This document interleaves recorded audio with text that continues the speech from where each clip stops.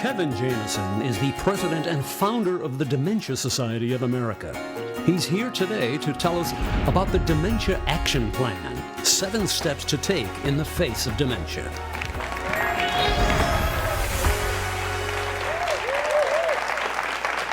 Thank you, thank you, thank you. It's great to be here. It's a great crowd. I know you've come out to learn something today, and we are going to learn something. You know, we're going to be talking about the Dementia Action Plan, 7 steps to take in the face of dementia. Hydrocephalus. Now, when it's typically in an older person, it's called normal pressure hydrocephalus. But hydrocephalus is what? Water on the, right, water on the brain.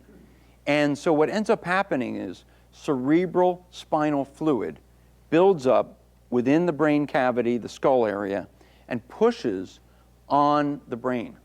And that causes cognitive challenges.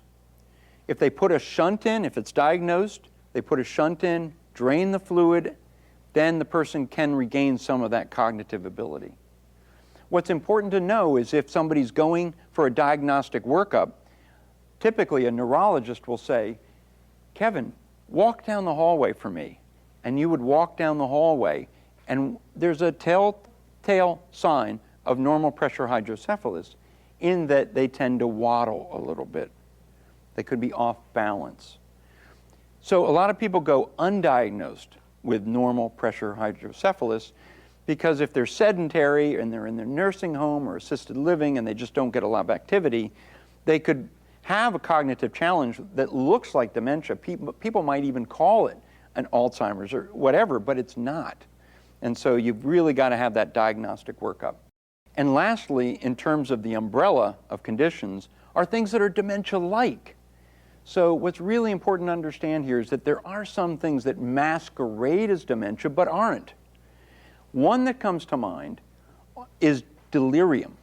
Delirium caused by urinary tract infections, UTIs. So somebody that gets a UTI, not always, but it can lead to delirium. So you're kind of loopy, you're lost in space and time. It's not the same as dementia. You may not have an issue with your memory, but you may have other issues that you have to deal with. So these dementia-like things can include vitamin deficiencies. We talked about thiamine already with Wernicke-Korsakoff, but also vitamin B12, vitamin D, and so forth. So all those kind of the vitamins have to be looked at. But also something else that masquerades as dementia, depression. So somebody who's chronically depressed can exhibit signs of dementia, but it's not. They have to be treated. So what I would encourage everybody here today, if you have depression, if you feel you're depressed, or if you have diagnosed depression, manage it, monitor it, because that is an important thing to do.